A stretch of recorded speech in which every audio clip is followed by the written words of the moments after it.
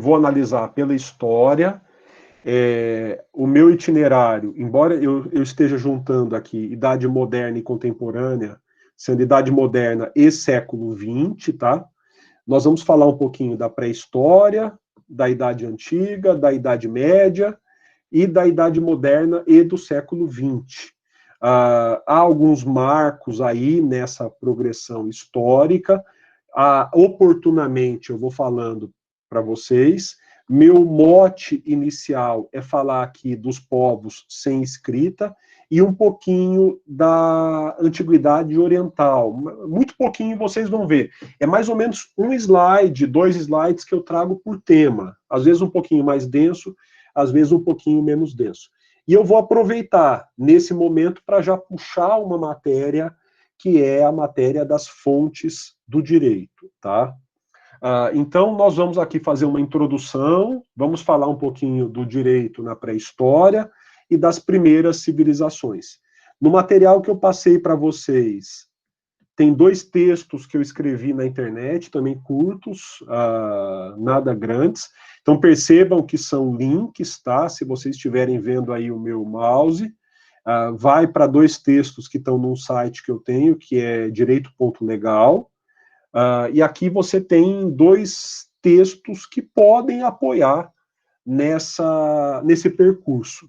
Tem um videozinho aí também, inicial, que você pode acessar no YouTube, está lá no direito.legal, é o canal do YouTube. Não, esse não é o meu canal pessoal, esse é o canal da minha empresa, direito.legal. E aqui nós temos um videozinho, não fica legal, eu depois peço que vocês vejam, porque vocês têm que ouvir o som do vídeo a partir do meu microfone, tá? Então, eu vou parar por aqui. O que nós estamos abordando nesse momento é que 2 milhões de anos atrás surgem os primeiros hominídeos.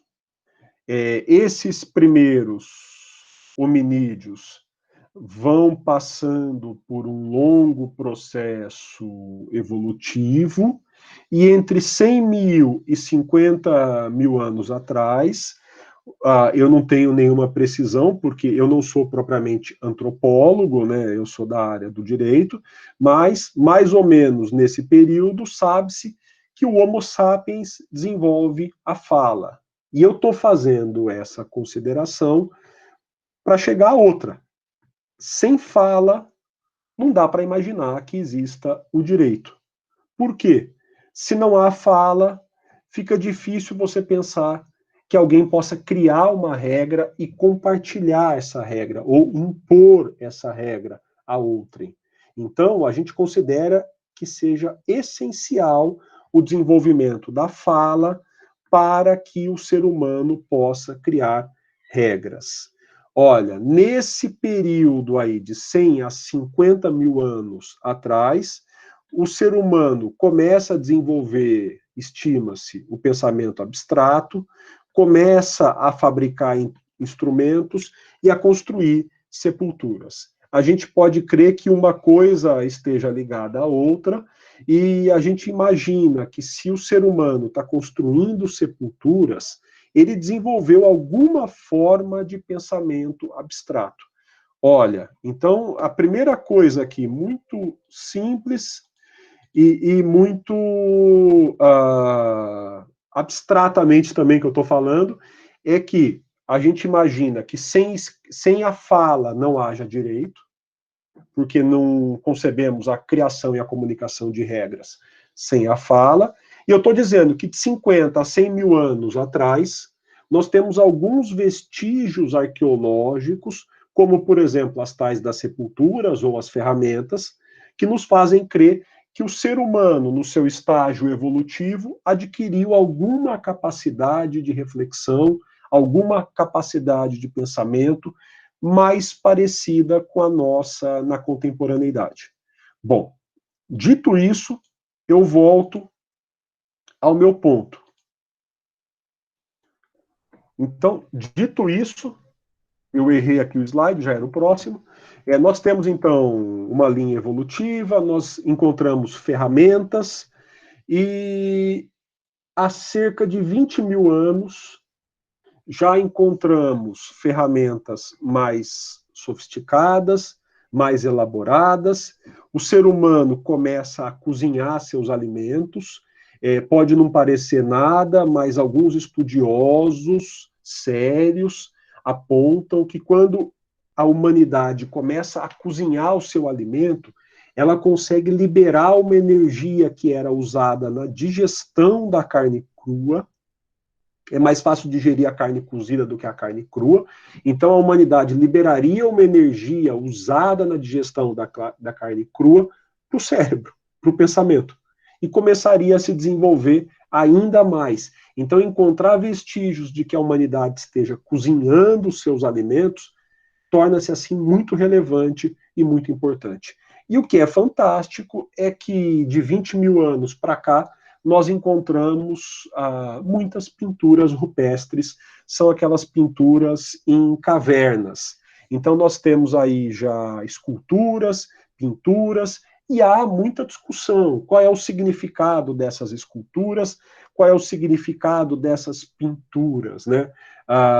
Haveria, alguns dizem, nós temos o Gombrich, por exemplo, que é um historiador da arte, que sustenta que essas pinturas e essas esculturas tinham, sim, a finalidade artística, estética, de enfeitar. Outros vão dizer que estão ligadas a rituais religiosos e que não tinham ainda um caráter de arte tal qual conhecemos hoje. É interessante notar aí que algum homem do passado colocou a sua mão numa caverna e essa mão ficou preservada até hoje, né? É bem interessante essa figura rupestre aí. De qualquer modo, nós estimamos que já haveria condições, então nós estimamos que de 20 mil anos no passado para cá, já haveria condições de surgir o direito. Tudo é estimativa, pessoal, tudo é especulação. Nós estamos falando de uma era que é chamada de pré-história. Eu não cheguei ainda a isso. Qual é a diferença da pré-história para a história? A escrita. A escrita se torna o diferencial que faz com que os vestígios possam ser registrados e a nossa memória se torne mais confiável, porque nós vamos ler esses vestígios. Então, eles foram guardados de um modo mais perene. Antes da história, a gente tem que observar, a gente tem que especular e muitas vezes comparar com tribos que não desenvolveram a escrita. Como é que essas tribos se estruturam? Como é que elas vivem hoje, né? Então, o que eu dizia para vocês? Nós podemos imaginar que 20 mil anos atrás o direito tenha surgido, ainda de modo rudimentar, ainda de modo iniciante. Os historiadores do direito acreditam que as primeiras regras estavam trabalhando com problemas do grupo. Então, eles imaginam que poderia haver regras estruturando as famílias. Saiu uma reportagem com fotografias do Sebastião Salgado na Folha de São Paulo neste final de semana, e são fotos de uma tribo indígena que preferiu se isolar novamente depois de ter algum contato com o homem branco. E essa tribo indígena tem regras de incesto. Por exemplo, para eles, se o casamento é entre parentes do lado materno, não há incesto. Mas se o casamento é entre parentes do lado paterno, há incesto, até um determinado grau de parentesco. Olha, é uma regra. Então, é proibido o casamento entre tal parente com tal parente. Esse tipo de regra, que é oral nessa tribo, pode ter existido 20 mil anos atrás. Pode ser uma das primeiras regras. Ou também regras de controle de natalidade. No grupo podem ter surgido regras dizendo a partir de que idade o menino ou a menina podem procriar. São regras muito importantes, sobretudo para grupos pequenos que têm que lidar com a eventual falta de alimentos, posto que são grupos coletores. Ainda, essas regras podem estar tratando também da especialização dos espaços. Quando a humanidade passa a usar o fogo, ela consegue ocupar cavernas cada vez maiores. E há vestígios arqueológicos de que os espaços estavam sendo divididos. Então você consegue encontrar cavernas com espaços segmentados. Olha, se os espaços estão sendo divididos, se eles estão sendo segmentados, pode-se imaginar também que nós tenhamos tido as primeiras regras dizendo quem pode entrar em qual espaço. Imagine um espaço de culto que venha a ser reservado para o sacerdote. E, por fim, é imaginável também que tenham existido muitas regras lidando com a divisão do trabalho. Que tipo de trabalho é feito, por qual idade e qual gênero? Que trabalho é feito por homens, mulheres, adultos, crianças, idosos? Olha, essas regras de divisão de trabalho também podem compor as regras do direito inicial. Olhando para tribos do presente, olhando para grupos que não desenvolveram a escrita, nós concluímos que muitas dessas regras eram pouco abstratas.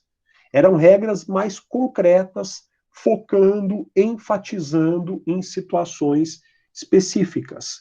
Outra característica é que essas regras ainda se confundem com a religião. Não há uma separação nesses primeiros agrupamentos humanos, nítida entre o que é a religião, o que é o direito. Nesse momento, ocorre uma fusão. Muitas vezes é o próprio sacerdote quem comunica essas regras. É o próprio líder religioso que define quais são as regras que dizem o que é permitido, proibido ou obrigatório. E também imagina-se que essas primeiras regras sejam marcadas pelo coletivismo. São regras que procuram proteger o grupo. São regras que se estruturam em benefício do grupo e não estão propriamente reconhecendo ou protegendo o indivíduo. Bom, dito isso, vem a pergunta: de onde vinham essas regras? E é aqui que daqui a pouco eu vou fazer uma pausa para trabalhar com vocês com o conceito de fontes. Imagina-se que essas primeiras regras que surgiram na humanidade fossem regras costumeiras, muitas vezes, então, aquele comportamento repetido no tempo virava regra jurídica. Também conhecemos, a partir de tribos do século XIX, XX e XXI, regras orais que são retransmitidas por meio de histórias e por meio de provérbios. A tribo, muitas vezes, se reúne, o ancião conta uma história, e enquanto ele conta essa história, ele ou ela rememora as principais regras do grupo.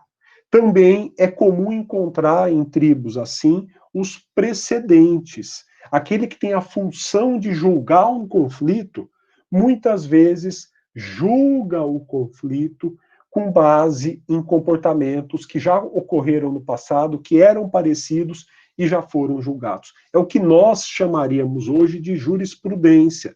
Quer dizer, aquele ancião ou aquele líder da tribo que julga os conflitos, olha para aquele tipo de conflito no passado e vê, poxa, esse conflito já aconteceu antes. E quem julgou, julgou de uma forma que eu vou repetir. E julga do mesmo jeito. Bom, então, pessoal, nesse primeiro momento, esse meu salto para a pré-história, né? O que eu estou trazendo para vocês? Especulações a respeito do direito inicial, do direito incipiente, de um direito que existia antes mesmo da invenção da escrita. E o primeiro ponto que nos interessa aqui é de onde viriam essas regras. Eu vou, ao longo do percurso, desenvolver esses conceitos com vocês. E eu vou tentar mostrar que a gente imagina que o direito pressupõe regras. Então, um indivíduo tem um direito quando ele tem um poder que está de acordo com uma regra. Olha, você pode ou não pode fazer alguma coisa, porque alguma regra lhe dá esse poder, ou lhe proíbe uma ação. Essa regra vem de onde? Essa é a primeira questão. Ela vem dos costumes? É uma hipótese. Ela vem da religião? É uma hipótese. Vamos então voltar, porque eu quero mostrar alguns exemplos de regras mais contemporâneas que podem ter sido essas regras do passado. Por exemplo, um grande estudioso da história do direito que traz esses exemplos é o John Gillissen. Ele tem um livro que foi traduzido para o português, que é a Introdução Histórica ao Direito, se eu não me engano, é um livro grandão, bem interessante, e ele traz alguns exemplos de normas costumeiras, de tribos africanas que foram estudadas no século XIX pelo homem branco, né? Tem muito problema nisso, né, nessa concepção do homem branco, de superioridade, mas, independente disso, olhando o comportamento de algumas dessas tribos que não haviam desenvolvido a escrita, quais eram as regras que eles possuíam?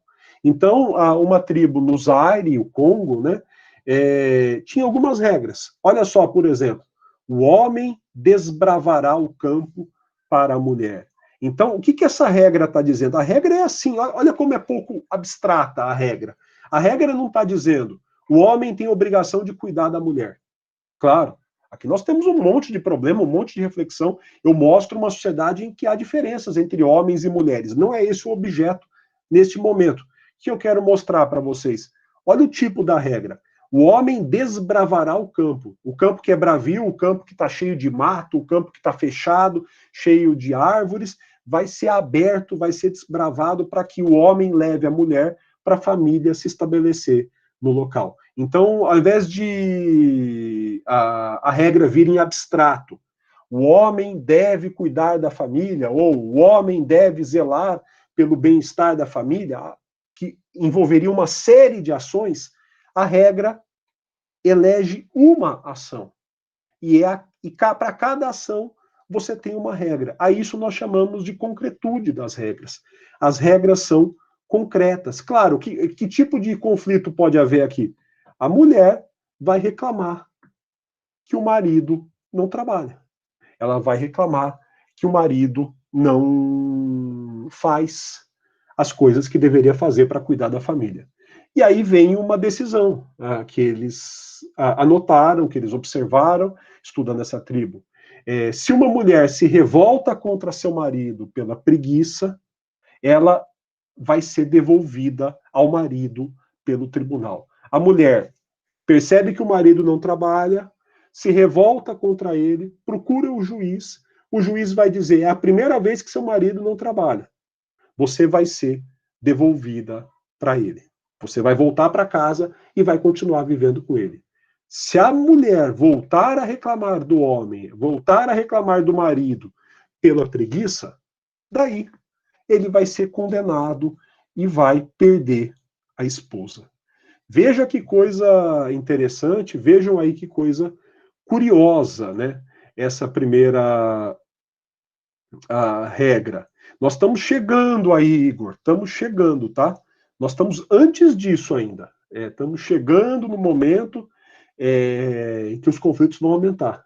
Nós estamos chegando ao momento em que nós estamos ainda nessa fase, tá? Mais caçadores, coletores, estamos parados nesse primeiro momento ainda, e essa tribo especificamente é uma tribo de caçadores e coletores. Camila, o desenho por si só não é um tipo de escrita. Para que haja uma escrita, e aqui a gente faz uma inferência com a língua portuguesa, com a linguagem jurídica, o que é a escrita? Ela é um conjunto de signos e de regras de combinações dos signos. Vamos traduzir. A escrita é um conjunto de signos. Vamos pensar no português. Palavras. Regras de combinações de signos. Gramática. O que é a escrita? Pensando no português. É uma combinação de palavras e uma gramática.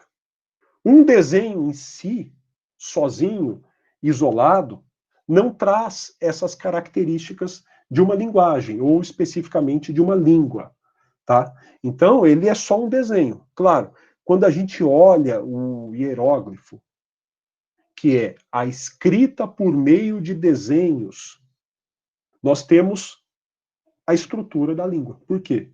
Nós temos o desenho, que é o signo, e as regras de combinações dos desenhos. Daí, uma parede pintada com desenhos pode estar expressando uma escrita, tá bom? Mas no caso, só um desenho na parede é só um desenho na parede. A discussão não é se é uma escrita ou não. A discussão com o Gombrich, que eu citei para vocês, é: isso já é arte ou só é religião? E também, que problema há? A gente tem que discutir. Em que momento a religião produz uma arte, em que momento não produz. Mas, fundamentalmente, para me expressar melhor, isso é arte, quer dizer, o desenho tem fins estéticos, aí caracteriza a arte. Ele tem fim de beleza, ele quer ser bonito, ele quer ser feio, ele quer chocar, ele quer causar uma sensação na pessoa, isso é arte. Ou o desenho está ligado apenas a um ritual religioso. Ele não tem um fim além do ritual religioso. Se está ligado ao ritual religioso, como eu disse, aquilo lá é só religião. Não é propriamente arte, tá? Mas, deixa eu trazer mais exemplos para vocês. Tem um segundo exemplo. Então, desculpa, antes de eu voltar, esse primeiro exemplo que eu trouxe para vocês é de regra costumeira. E aí eu tenho também o costume jurisprudencial. Quer dizer, a regra diz, se o homem não trabalhar, ele vai ser condenado. Condenado a quê? A perder a mulher. Só que aí, como é que a jurisprudência interpretava essa regra? Como é que os juízes da tribo, né, aqueles que julgavam na tribo, interpretavam a regra? Se a mulher reclamar uma vez, ela volta. Ele é primário, vamos dizer assim. Se ela reclamar pela segunda vez, azar do cara, perdeu a mulher. Bom, vamos voltar.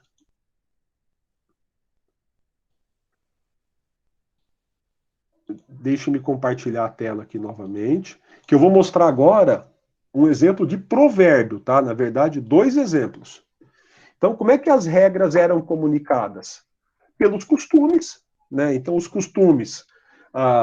Qual que era o costume no Zaire? O homem trabalhar para a mulher desbravando o campo. Então, ele vai trabalhar no momento de abrir o campo para eles construírem uma casa.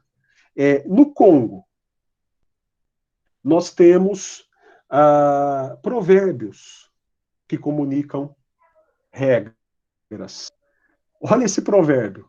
A marmota foi comida pela cobra. É uma história da floresta. Elas que se arranjem uma com a outra. Quer dizer, embora eu ache profundamente injusto que você deixe a marmota se resolver sozinha com a cobra, porque a cobra vai sempre ganhar, o que o provérbio está dizendo? Se tem duas pessoas com um conflito privado entre eles, eles que se resolvam. Se tem duas pessoas brigando por alguma coisa, eles que se resolvam, eles que vão se entender, eles que se entendam. Então, não é necessário que aquele rudimento de Estado, aquilo que parece ser um Estado, ou aquele que é o chefe da tribo, ou aquele que julga os conflitos, se envolva na briga entre duas pessoas. Deixem essas pessoas brigando. Tu, que distribuis comida ao rato da floresta, não esqueças os ratos que habitam a tua palhota.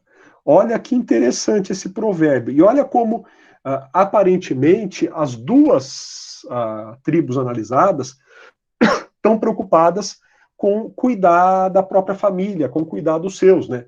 Então, você que alimenta os que estão fora da sua casa, não se esqueça de alimentar quem está na sua casa. Quer dizer, antes de você dar o seu alimento, dar a sua riqueza para o outro, cuide da sua família. Muito provavelmente esse provérbio vai levar também a alguma condenação, no sentido do homem ser afastado de casa ou da mulher ser afastada de casa, porque o homem não cuidava da família. Mas é um exemplo. Como que as pessoas podiam comunicar regras? Por meio de provérbios. Olha, qualquer um de nós, se eu perguntar, vai saber um provérbio e porque decora. É uma forma muito eficiente. Se você decorar aí 10 ou 15 provérbios e de repente eles estão expressando regras de comportamento, você consegue comunicar e compartilhar essas regras e nós temos uma forma de direito. Bom, dito isso,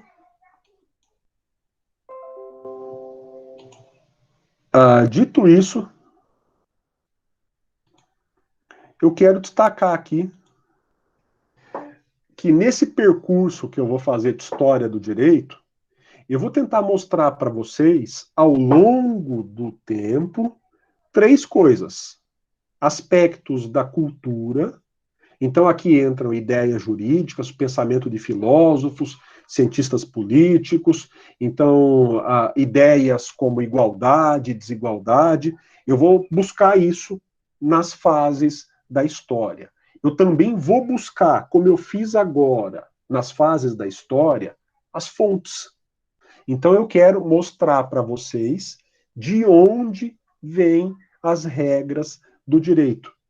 E, por fim, eu vou tentar mostrar para vocês algumas instituições. Por exemplo, o processo é uma instituição, ou o próprio judiciário é uma instituição, ou a ideia de democracia pode entrar na ideia e pode pressupor um Estado, um tipo de Estado que aceite a democracia. De qualquer modo, o que eu mostrei muito rapidamente para vocês foi que havia algumas fontes do direito e elas não eram apenas costumeiras. Além dos costumes, eu posso pensar em regras orais, em regras verbais. Então, na pré-história, eu posso dizer de forma muito aproximada que existiam leis, mas que eram leis orais. Eram leis orais, por exemplo, na forma de provérbios, ou na forma de pequenas histórias que traziam as regras.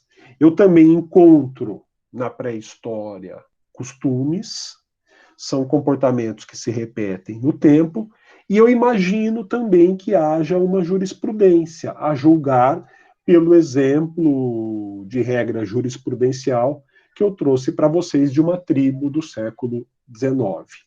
Portanto, nós estamos olhando para a fonte do direito. E aí eu faço uma interrupção na história para puxar esse conceito de fonte do direito. Nós vamos fazer a curva da pré-história para a história. Então, nós vamos olhar as primeiras civilizações que já estão de modo desenvolvido explorando a agricultura, por exemplo, que podem se tornar sedentárias. Vou voltar a isso. Porém, antes, eu quero destacar o conceito de fonte do direito. É uma imagem. O que é a fonte? É o local de onde brota, de onde surge alguma coisa. Quando a gente pensa na fonte de água, é o local de onde jorra a água. Então, surge alguma coisa desse local. É a fonte. Nós queremos saber de onde surge o direito. Já que o direito é composto por regras, de onde eu estou tirando essas regras? É da cabeça do líder? Olha, se a regra sai da cabeça do líder da tribo, eu tenho uma característica. Ele é criado pela decisão do líder. A isso se chama direito positivo. Ou a regra vem de comportamentos que se repetem no tempo. Se ela vem de comportamentos que se repetem no tempo, a regra é costumeira. Então a fonte do direito passa a ser o costume. Olha, nós queremos então usar a palavra fonte do direito para designar o local de onde a gente extrai normas jurídicas, o local de onde a gente extrai normas jurídicas que vão reconhecer poderes para as pessoas. Os poderes das pessoas, como eu vou refletir mais adiante, são os direitos subjetivos. A gente pensa em fonte do direito também para falar das ideias que inspiram a criação de normas jurídicas. Hoje, nesse sentido, quando nós falamos em fontes do direito, nós pensamos em fontes formais e fontes materiais. Se você clicar aqui de novo, tem um pequeno texto que eu escrevi sobre esse assunto, tá, pessoal? Então, de novo, ao invés de eu ficar listando a bibliografia, eu ponho os textos que eu escrevi, lá tem mais algumas referências bibliográficas. É só clicar aí que vai abrir outro texto que eu escrevi. Então, o primeiro conceito é das fontes materiais do direito. O que é a fonte material do direito?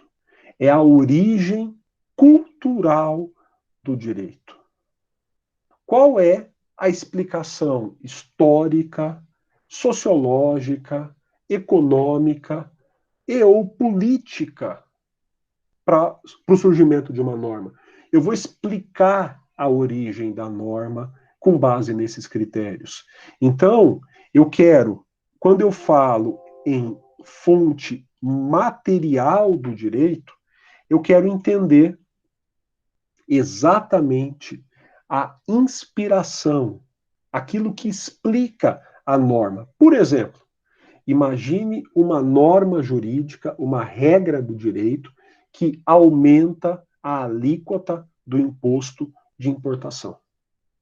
Qual é a fonte material dessa norma? Então, como que eu explico que a alíquota do imposto de importação tenha subido?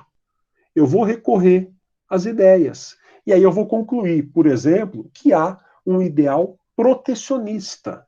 Há um ideal de proteção ao mercado nacional, de proteção à indústria nacional, e esse ideal está ligado a uma perspectiva filosófica, política e econômica, e é essa perspectiva que influenciou os parlamentares ou o chefe do Poder Executivo para tomar a decisão e aumentar a alíquota do imposto. Essa explicação, indo ao protecionismo, indo a doutrinas econômicas, por exemplo, é uma explicação que revela a fonte material do direito. Então, a fonte material é a origem cultural da norma jurídica. No dia a dia, a fonte material do direito não é tão importante assim. No dia a dia, a fonte material do direito talvez seja mais importante olhando o trabalho dos legisladores. Quando o legislador, então, quando os deputados e senadores estão criando leis, eles são inspirados pelas fontes materiais do direito. O que eu quero dizer? Desculpe, eu vou voltar aqui. O que eu quero dizer para vocês? Um advogado não fundamenta a sua petição inicial numa fonte material do direito. Dificilmente você vai fazer uma petição inicial e vai dizer que você pede algo para o seu cliente porque Aristóteles defendia que a justiça era assim, assim, assim. Não. Você vai procurar, no nosso caso, outro tipo de fonte para fundamentar a sua petição inicial. E eu já antecipo, é a lei. A lei é uma fonte muito mais forte para um advogado, para um juiz, do que a sociologia, do que a história, do que a filosofia. Agora, quando você está criando uma lei, você é um deputado. Claro que você tem o limite de uma fonte formal de que vamos falar, que é a Constituição, claro. Só que a Constituição é muito ampla, ela consagra princípios. No momento que você vai, permita-me usar essa palavra, inventar uma lei, você pode partir, em tese, de qualquer lugar, amparado pelos princípios da Constituição.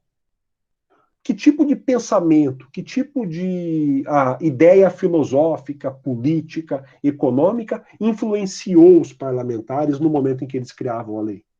Essa pergunta é uma pergunta que vai revelar a fonte material do direito.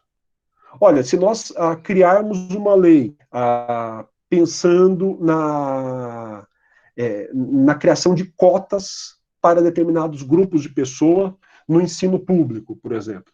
Qual é a fonte material? Por que os deputados criaram isso? Eu vou buscar, talvez, aí sim, Aristóteles. Talvez eu vá encontrar um fundamento na concepção de justiça distributiva ou na concepção de igualdade que vem de Aristóteles. É plausível imaginar isso. É plausível que essa ideia inicial de justiça ou de igualdade grega tenha influenciado o legislador. Mas eu insisto, no momento que você está fazendo uma petição para defender o direito do seu cliente, então o seu cliente não recebeu férias. Ele trabalhou para a empresa e ele nunca teve férias. Ele não só não recebeu as férias, o terço das férias, como ele não gozou das férias. Você não vai aqui citar, por exemplo, na petição inicial, Marx para defender o seu cliente. Você não vai citar, por exemplo, filósofos ou sociólogos do direito para defender o seu cliente. Você vai citar um artigo da CLT. A fonte de que o advogado precisa não é a material. Ele precisa daquilo o que nós chamamos de fonte formal do direito.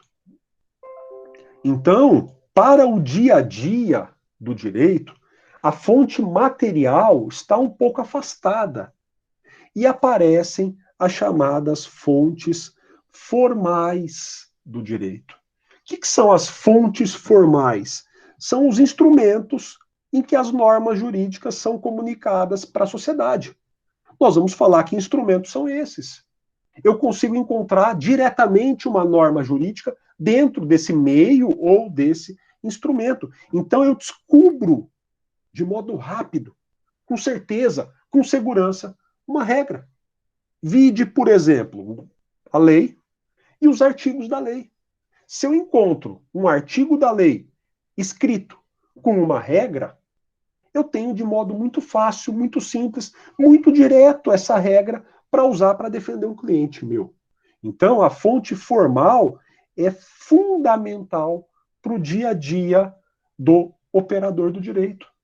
Graças à fonte formal, o advogado pode fazer 2, 3, 4 petições iniciais numa semana, se for preciso, porque ele vai encontrar essas regras. Ou, se o advogado quiser elaborar um contrato para evitar um conflito entre duas partes, de novo, ele vai encontrar as regras para colocar nesse contrato, para elaborar esse contrato dentro da lei, que é uma fonte formal do direito. Então, quando a gente fala do tema fontes do direito, a gente quer saber de onde vem o direito. Só que nós queremos saber de onde vem o direito em 2 sentidos. No sentido material, permitam-me dizer talvez profundo, filosófico, cultural. De onde vem o direito? Vamos analisar na filosofia, na política, na sociologia. Vamos olhar para esses campos do conhecimento para explicar aquela lei, para explicar aquela decisão do juiz. Mas também tem um segundo sentido da palavra fonte do direito, que é o sentido do dia a dia. São 60 milhões de processos tramitando no Poder Judiciário brasileiro. Os advogados desses processos não estão filosofando para cada um dos casos. Imagine se o juiz tiver que filosofar para dar cada uma das decisões. O judiciário, que já é quase travado, vai parar de vez. O juiz precisa de uma coisa rápida que lhe traga a regra. O advogado precisa de uma coisa rápida que lhe traga a regra. Mais que isso, se cada um de nós fosse filosofar a respeito de quais os direitos de uma pessoa, cada um concluiria uma coisa diferente. Isso geraria incerteza e insegurança. Se eu digo para vocês, olha, hoje a lei é uma grande fonte do direito, talvez a principal. Todos nós sabemos onde encontrar os direitos, e não serão os direitos que eu quero ou que você quer. Os direitos serão aqueles que estarão na lei. Portanto, a fonte formal do direito é fundamental para o dia a dia. É esse segundo sentido de fonte. É aquele instrumento que comunica regras, ou aquele meio que permite à sociedade identificar suas regras. Quais são os tipos de fontes formais? Olha, nós temos aí os principais. As fontes formais podem ser a legislação, então as leis de um país. De novo, pessoal, clica que tem um textinho que eu escrevi sobre esse tema, tá? Então pode ser a legislação, podem ser os costumes, o costume é uma fonte formal do direito. A fonte formal do direito pode ser a jurisprudência. Em alguns países anglicanos, como a Inglaterra, né, a partir da Inglaterra, por exemplo, a jurisprudência é muito forte, o direito tem um cunho jurisprudencial. Também eu posso pensar como fonte do direito o contrato. Então, os negócios jurídicos são fontes do direito. E há uma última categoria de fontes do direito, que são as fontes racionais, aquelas fontes derivadas do pensamento, como analogia, princípios gerais do direito, ou ainda a equidade. Eu vou falar com vocês de cada uma dessas fontes, mas eu quero, com o perdão da insistência, e eu sei que dá para voltar a gravação se vocês precisarem, mas eu quero, com o perdão da insistência, mais uma vez dizer, quando eu falo do conceito de fonte do direito, eu quero saber de onde vem o direito. No sentido material, qual é a explicação cultural para o direito? No sentido formal, onde eu acho a regra que vai ser usada para decidir ou evitar um conflito. Claro que daquele rol que eu mostrei para vocês, hoje, no Brasil, a fonte formal mais importante, indubitavelmente, é a legislação. Então, a lei é a principal fonte do direito hoje no Brasil. Pessoal, até aqui, eu fui lá na pré-história e disse para vocês, olha, eu estou olhando, estou especulando e estou imaginando quais foram as primeiras regras do direito. Daí eu fiz a seguinte questão, de onde viriam essas regras? E eu mostrei possíveis origens dessas regras, costumes e provérbios. Os provérbios seriam leis, porém leis orais. E eu parei para fazer a reflexão com vocês de um tema da teoria geral do direito. Qual é esse tema da teoria geral do direito? As fontes. Então eu trouxe para vocês a noção de fontes do direito. E antes de entrar no estudo das fontes formais do direito, eu dividi em duas, fontes materiais e fontes formais. O que nós vamos fazer a partir da próxima aula? Porque eu vou parar por aqui. A partir da próxima aula, eu vou trazer para vocês a noção de cada uma das fontes formais do direito, e aí eu vou falar, voltando para a história, muito rapidamente, o que nós encontramos de ideias e de fontes do direito no Egito e na Babilônia. Mas vocês podem saber disso tudo acompanhando o meu material.